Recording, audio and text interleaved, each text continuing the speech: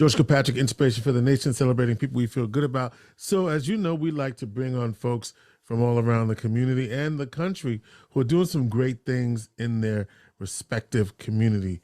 Danica Ward is the principal of the Thurgood Marshall Lower School in Harlem, New York City. And she's here to tell us a little bit about the work that they do in the community and the unique founding of the school and the visionary behind the Thurgood Marshall Thurgood Marshall Academy Lower School. Let me get it all in there. and so Danica, so glad to have you here on the program. And let's talk about how the school came to be. Thank you for asking me, and thank you for having me.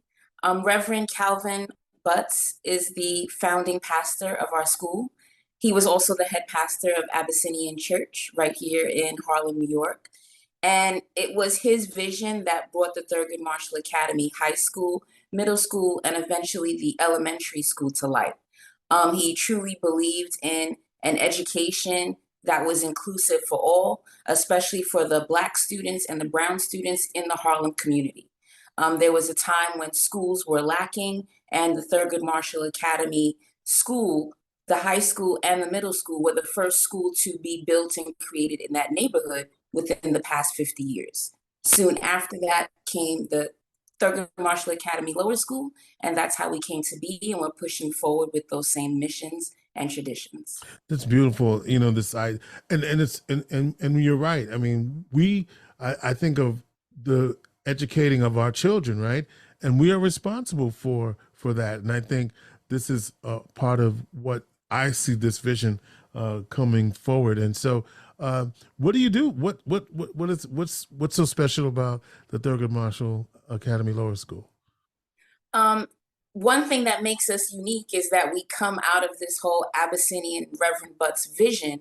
And another layer to that is that we provide an education for all students that is culturally responsive and rich and directly connects to their identities. So research has shown that students do better academically, and they are more confident in their learning when they see themselves in front of them in instruction. So it's important that we connect with students' identities, their skills, their criticalities, and their intellectualism, because when students are involved in their learning, then they're more responsive, engaged, and successful. So what does that look like? Because I like what you said about when they're involved in their learning in a culturally responsive way. So how does that show up in everyday curriculum? And I'm going to add this, I don't know if this is a twist, and meet the quote New York State standards, right? Yes, you got to do all of that and still be cultural. So how do you do it? So I have been trained by Dr. Goldie Muhammad, and she is a researcher and teacher that has developed a culturally responsive framework. And when teachers are lesson planning and creating instruction, part of that is getting to know your students. So we have thematic units at our school, and for September and October, we're learning about cultures all around the world. And this is an opportunity for teachers to learn about the students in their class and for students to also learn about themselves and their peers. Teachers are creating projects, are creating units and daily lessons that focus on students' feedback. We are definitely connecting that to next generation standards.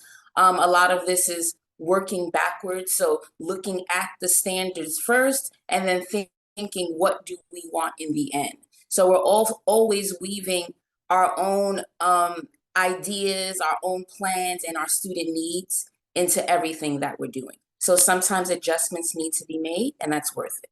Sure. And we're talking with Danica Ward of the Thurgood Marshall Academy Lower School, Harlem, New York City, and what makes this school special, what makes this school unique. And one of the things I understand is that there's a emphasis on social emotional learning. And how do you make that, how does that show up? Because I know we talk about it, but what does that actually mean in practice? Yes, when you're emotionally intelligent, you're better able to connect and reflect on yourself and your practices, and then you're more successful with helping others. So Mhm. it's really important, especially not only for our adults, but for our young people, that they understand that their feelings matter and they need to learn how to identify them. So this way, when they're facing daily situations, coming to school, interacting with their peers, doing something that may be their favorite subject, or learning something that may be their least favorite, we can bring all of that to the forefront and know how to respond properly to students and respond to their needs. Sometimes we all feel like we can't do something well, but that doesn't mean that it's true. So as teachers, it's our job as instructional leaders. I want to model ways that we can make everyone feel and understand that they have something unique to bring to the table.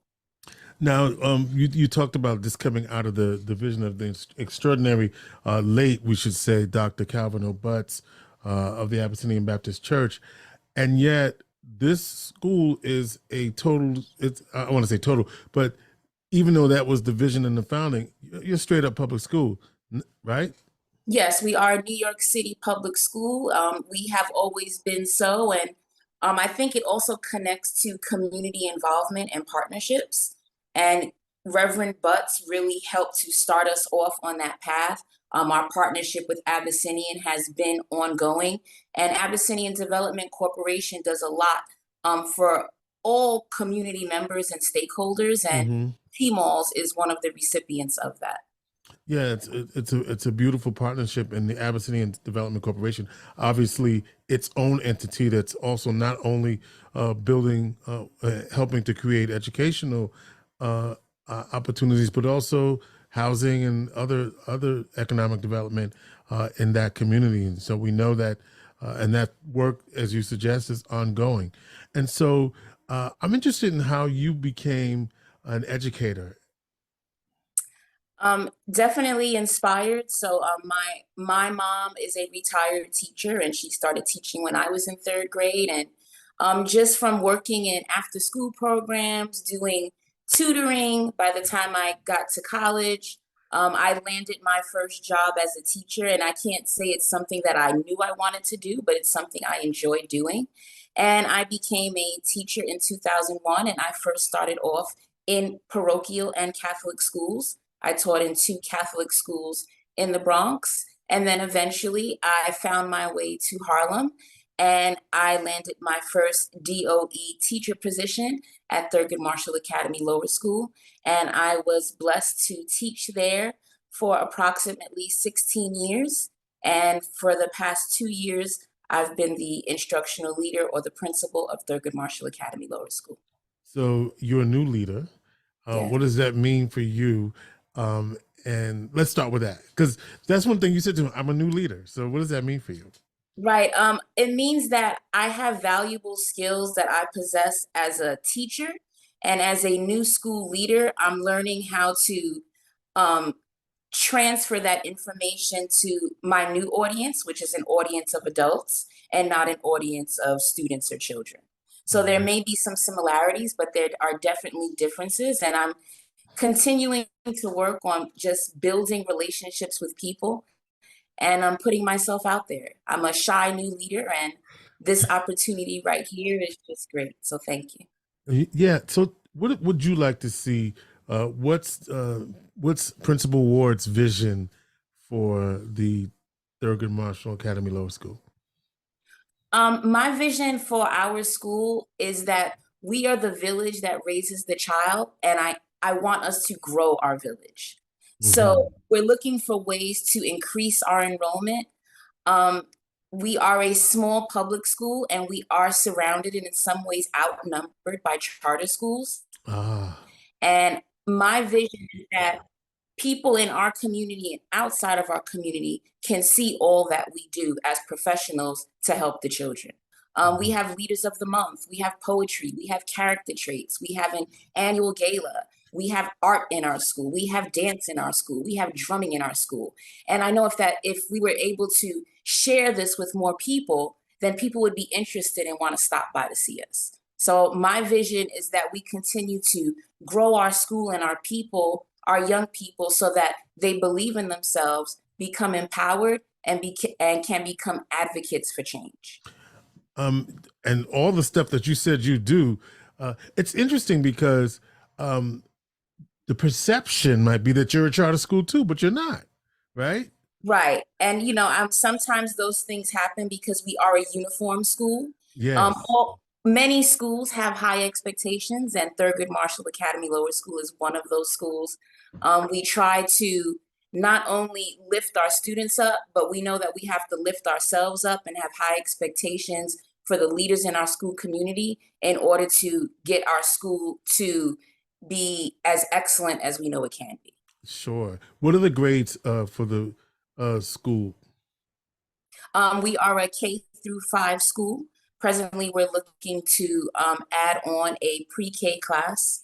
We have one class of each grade, except for grades 2 and 5. Presently, we have 2 classes of each grade. Our And, enrollment, right now, we have about 148 students in our school. and what would you like to see? Um, in the 200s. Okay. So pre-COVID, that's where we were at. And there's something unique about being a small school. We have our small student groups. We can make our instruction very individualized. And even as we grow our population, that's something that we'll still be able to do because maintaining small class sizes is a goal of ours. So, Thurgood Marshall Academy Learning School, named after obviously the great Supreme Court Justice Thurgood Marshall. And there's a high school and a lower school, right? No, yeah. There's a middle school and a high school. And High school. Yeah, right. Middle school and high school. You are the lower school.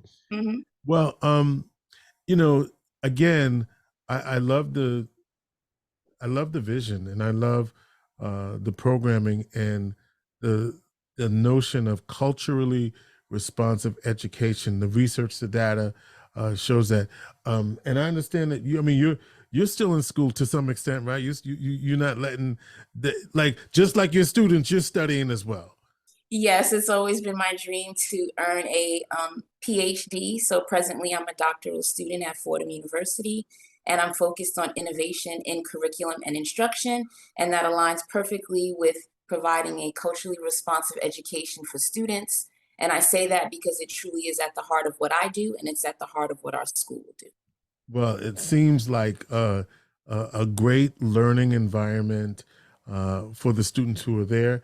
And what do we say? Let's put the word. Let's speak the word.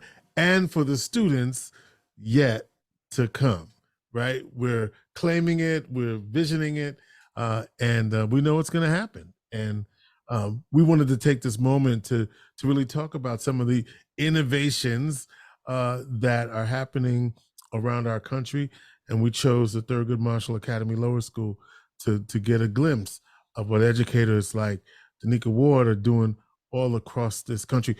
Anything else you think we need to know about the exciting opportunities that are available for students at your school? I think that I want everyone to know that Black history is American history, and every day when we're in school at Thurgood Marshall Academy, we are a living testament to that.